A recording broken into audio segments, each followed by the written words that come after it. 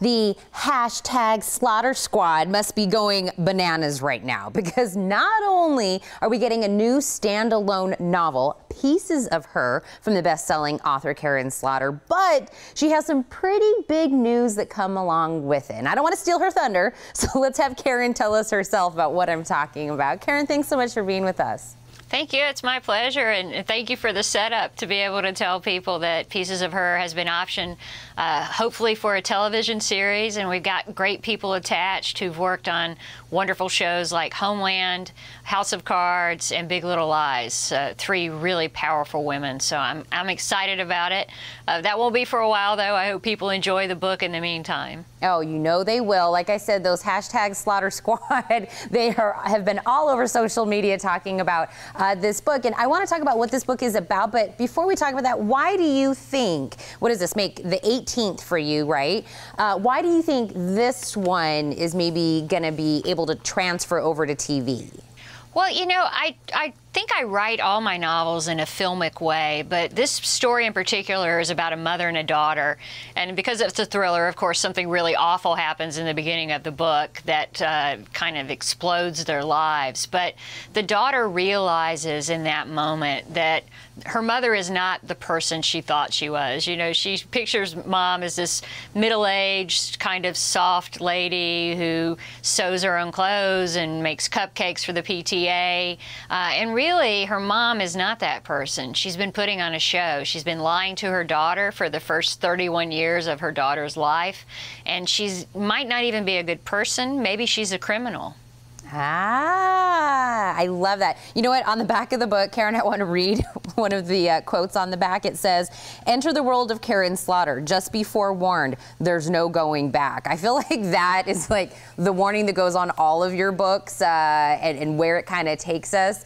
But one thing that, you know, I think is very symbolic, and you mentioned this just a second ago about strong women kind of picking this up and running with it, hopefully for television, is you have done a lot of strong women in your story writing. Do you feel like that's just kind of poetic, I guess? Well, yeah, you know, I feel like the world's finally caught up with what's been happening in crime fiction for a while. I mean, you think of Leanne Moriarty or Gillian Flynn or Lisa Gardner or Kathy Reichs. I mean, we've all been writing stories for years about complicated, interesting, sometimes very flawed women, and that's not something we've seen reflected in visual media. You know, a lot of times the woman in a movie has to be the superhero's girlfriend, or she's the stupid person who makes the guy turn into a hero because he has to save her. So, you know, we've been doing this a lot in crime fiction, where we talk about women that we see in our lives. You know, when I think of my grandmother and the women in my family, they're very strong, opinionated people. They've led complicated, interesting lives. And I wanted to write about that. That was my goal in life as a writer, was to show women for what they are. Well, and talk about superhero women. It was almost exactly a year ago that me and you were talking last, and of course we were talking about The Good Daughter, and you know, it's been a year. A year goes by. I'm trying to think to myself, what have I done in the last year? Oh, not like Karin Slaughter. I didn't come up with a masterpiece of a new novel. A year to kind of come up with something. What was that process like to spit out something else that we just all love? Well, you know, every book for me starts with one line. It's not always the opening line of the first chapter, but it's something that summarizes the theme of the book. And for this one, I was really thinking about the mother-daughter relationship. And, you know, I write a lot about father-daughter relationships because they're super easy. You know, my dad thinks I'm perfect, and I think he's perfect, and that's just the way our lives are going to be forever. But mother-daughter relationships tend to have a lot more tension in them.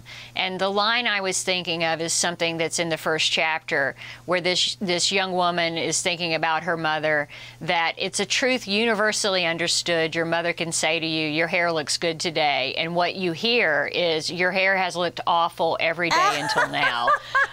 So that was something I thought, you know, that really summarizes this relationship really well for me, and it pulled me into the story. And you know, I have to be passionate about something in order to write about it. I don't want to just write a book because it's time to write a book. And I love the idea of exploring that relationship.